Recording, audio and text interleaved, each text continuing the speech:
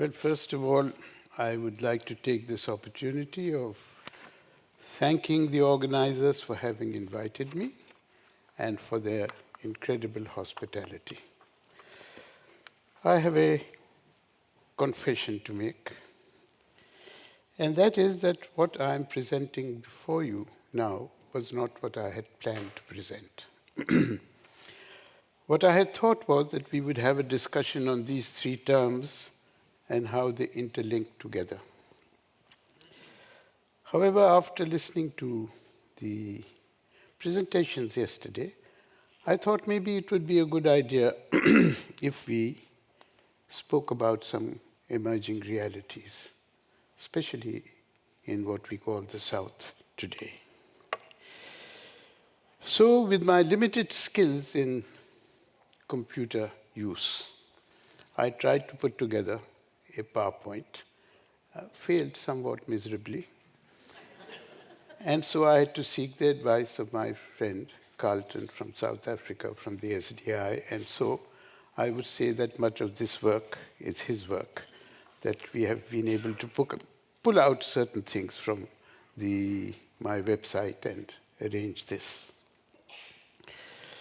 So I have to say thank you to Carlton, but also thank you to my colleagues at the NED University in Karachi and to my co-workers and communities in the Urangi Pilot Project in Karachi, and to my publishers who have published much of this work, the most recent being Karachi, the Land Issue, brought out by the Oxford University Press. Now, what I'd like to say is that what I'm going to present before you has been an ongoing research for many, many years, and there are loads of publications which you'll find on my website if you're interested. But this is not academic research. I would like to emphasize that. And nor is it a research that we would like to feed into the global debate on density. No, it is not that. What is it, then? That I would like to say a few words on. This research is for showing policymakers, media, academia, and all those that involve themselves and have something to do with policy. It is to show them that large number of low-income people can be housed comfortably on small lots of land near places of work rather than be shunted out to the hostile periphery to which they are shunted out. So on small lots of land that exist within the city, you can house them. Secondly, it is also to show that people can live in houses that they can build themselves, rather than they build themselves incrementally, rather than in developer-built apartments, which is the trend that is emerging today. And they can live in these houses in the same densities as they can in the apartments. And because of these two things, housing becomes relatively affordable. Now, with this work, we have been pushing is the wrong word, negotiating, discussing, both with academia, to which I am associated, and with local government, to bring about some fundamental changes in the way they approach housing, and also to bring about some changes in bylaws and zoning regulations. The two worlds of informality and official planning interact here. Of course, the heavy weight is on the side of officialdom, but I think over a period of negotiations, a lot of things have changed, and I think that taking the right view would change things. This is what I firmly believe in. This is what I have learned, and this is what I have relearned in the last 2 days that I have been here. That the city we need is one that does not sell its assets to the highest bidder. That is, I think, a very important lesson. The other thing that I would like to say is that we are constantly told in South Asia, please densify, you have to densify. That's the advice we get from academia all over the world and also from international agencies. But the fact is that the three most dense cities in the world are in South Asia. And they are far more dense than their rules and regulations permit them to be. And they are becoming denser with the passage of time. And why are they dense? They are dense because of the difference between the unplanned areas, so-called unplanned areas, and the planned areas. This is the reason. This is the reason. So you have and this is all over South Asia. It's not only Karachi, it's everywhere. But what is happening is that these settlements are becoming denser, and they are becoming denser everywhere. And the reason is, let's say, this is an old settlement. This photograph is 1986. These were the houses in 1986. This is the same settlement today. This is a settlement photograph 1992. And this is what is happening to that settlement today. In the first case, people were building themselves. In the second case, it is informal developers who are taking over land and building apartments. Again, this is common all over South Asia. Now, if I look at Karachi, then formally planned settlements are 27% of the total urban area, and they house a population of 7 million with very low densities. Informally planned areas are 8% of the total area, and they house a population of 13.5 million. So you have these enormous discrepancies that we are normally not taking into consideration in our master plans. So we took a number of settlements. I'll just take 4 to show you what's happening. This is apartments built in 76. At that time, number of persons per room was 5.8. Today it's 10. In a city informal settlement, 450 in 1973. It's 3,500 per hectare today. Paposh Nagar, 1955, density 250. It's more than 1,000 today. And these are apartments built in 1999. 5.72% is the number of persons per apartment. Speaking to the people, looking at their affordability, we calculated that in 10 years' time, this will be about 12. So these are changes that we have to recognize when dealing with master plans, and very few of them, as a matter of fact, none of them, recognize these changes. So we tried to redesign these settlements. This is a settlement, one of the settlements that I showed you. This is what it looks like today after it's become a high-rise settlement. This is its plan. It was planned as a low-income settlement by the state, and it was only single story. So we reshaped this to higher densities than what exists today, and in complete violation of existing rules and regulations. So we reshaped it. We built it like this. We converted it into neighborhoods, each neighborhood having a space. And we converted it into homes of ground plus 3 floors. And this is what you achieved. Very controversial because the government planners said this violates every single bylaw. But the people with whom we discussed this were extremely happy with it. And so we developed new indicators, which you will find on my web. And there was enough space for public buildings, schools, as well. The other settlement was more difficult to deal with. It was an inner city settlement with densities of 3,500 per hectare.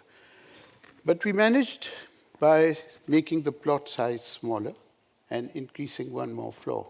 And we achieved those those densities. And this is the plan that emerged finally. This is the settlement today. The formally planned apartments for low-income people, we looked at that. There were 242 apartments, and we were able, on that same land, to build 242 row housing. Again, it was ground plus 2 and ground plus 3.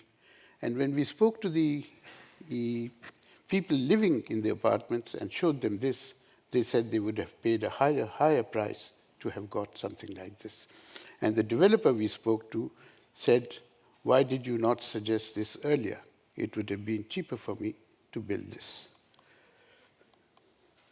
Now, the other thing, this is one side of the story. The other side of the story is that 30,000 hectares of gated housing for the elite are being built outside the city at densities as low as 98. And they're going to house a population of 3 million. I mean, this is again universal. It's not only Karachi that this is happening. But the question is, for whom is this being built?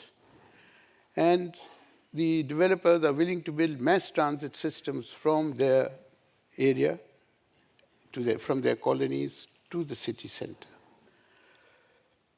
In these 30,000 acres, you have important heritage sites, Stone Age, Buddhist, Islamic, and you also have sites that are related to the intangible culture of people who live here. So this is a big battle now going on to save these sites, and I don't think we will manage to save very much because officialdom and the developers are closely related to each other. And then the question arises, why on earth are we doing this when we have 200,000 developed plots that are lying vacant within the city and 62 apartments that are unoccupied? In Karachi, there is a saying now that land has replaced gold, and whatever was done for gold is done for land today. I mean, I won't give you reasons for all this, but I will leave these facts with you. The government, on the other hand, is supporting this and making it possible by new acts by which land can more easily be acquired and can easily be converted into residential land. Now, the city floods because of encroachments on the outfalls, and this encroachment is by elite housing, not by poor areas. Not only does it flood, not only is this encroachment on the outfalls, but also constant land reclamation from the sea. This reclamation, 15,000 hectares of mangroves have been taken away, and more are being taken away, and resulting in the loss of flora and fauna. And very important that the city expansion has evicted 2,800 villages, destroying their economy and impoverishing the rural populations. And we are trying to find out where this population went, what became of it, and trying to prevent this from happening in the future. These rural areas supplied Karachi with fruit and vegetables. That is slowly shrinking. We are becoming heavily dependent on other provinces for supply of fruit and vegetables, although our master plans predicted that Karachi would be self-sufficient in all this. Then another very important factor is 60 million cubic feet of sand and gravel has been taken away illegally for construction from seasonal rivers, making recharging of the aquifers impossible because water runoff cannot be controlled. So I can go on. There are very negative factors in the development that is taking place. Now, this is flooding, and this is in many cities, including Bangkok. Huge floods, simply because of the reasons that I have given. Similar situation in Bombay. Now, there has also been a very big impact of the world-class city syndrome. First of all, attempts have been made for taking over a lot of land for high-income residential development. Ecologically sensitive land that is used by the public, like the coastal areas. The taking over the beaches, we've been able to resist successfully by big networks in which the elite were also involved and in which some corporate sector heads also participated. How long for we will prevent it, we do not know. Then there's been gentrification of public space because of the image of the world-class city. And the city has sought direct foreign investment. And it thinks it will depend on this for the foreseeable future. And as a result of that, projects have replaced planning. I think this is a very important change that has taken place. Then signal-free roads, which are known as investment-friendly infrastructure, have been built. There's a whole philosophy behind it, and it has caused immense inconvenience to pedestrians, children, and the old. And then there's the question of vision. I was a member of the Karachi Master Plan Strategic Development Plan 2020 Committee, and we said, let's have a pedestrian and commuter-friendly city. And an important person in government said, with such a vision, who is going to invest in this city? So we had, the vision was a world-class city. That is what we had. So we said, all right, you have your world-class city and projects will replace planning. So let's have a criteria for judging projects. So we had 4 criteria which we put before them, which you have here. Project should not damage the ecology of the region in which Karachi is located. Projects must determine land use on the basis of social and environmental considerations and not on the basis of land value alone. Projects should serve the interests of the largest group, and projects should respect and enhance the tangible and intangible culture of communities that live in the city. Again, this was much debated. And then finally, a very important government planner said, Arif, with these 4 criteria, there will be no projects. So that closed that argument as well. Now, what we feel is required, and this is very idealistic, but it's good to fight with. It's something we can fight with, and some mid-ground, I think, will emerge eventually, in spite of big capital, in spite of if we are together, if the network is large enough. And these are the few points. We feel there should be a land ceiling act. No one should own more than 500 meters of urban land. Minimum density for any urban development, this is to protect land, should be 450 persons per hectare. Large enough non-utilization fee on developed land so as to discourage speculation. No loan should be offered for housing to those who have already received loans previously. These 4 are completely against the market mantra, and consequently, it will be difficult to convince them on this, but the debate is important because it will lead to new things. We also feel the development of a land inventory and its yearly updating and publication, the developers do not want it, and this is a very important factor, technical and financial support to communities and the informal sector in housing for the densification process.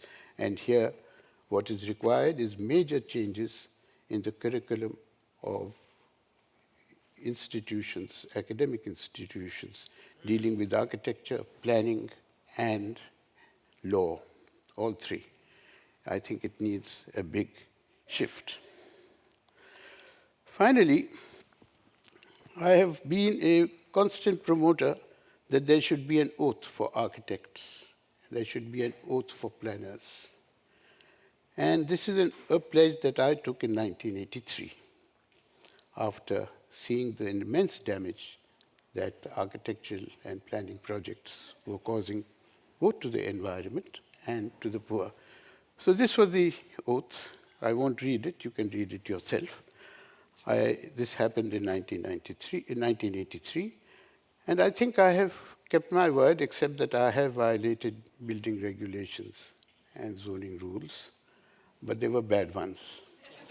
And I feel that if 20 other leading architects of my city had taken an oath at this time, which we pushed for, me and my colleagues pushed for, we would probably be living in a rather different city.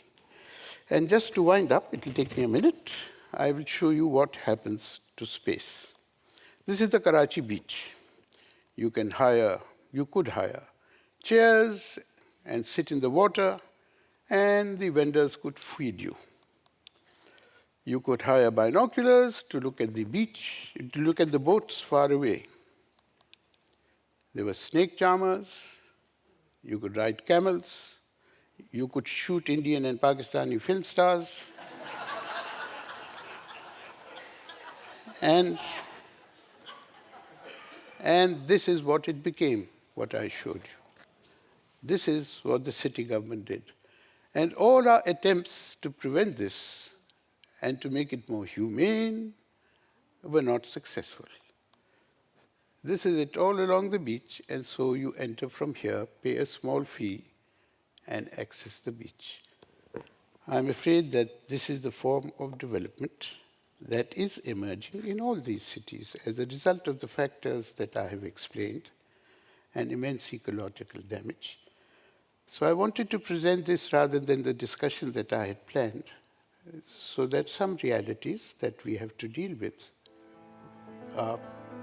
become obvious. Thank you so much.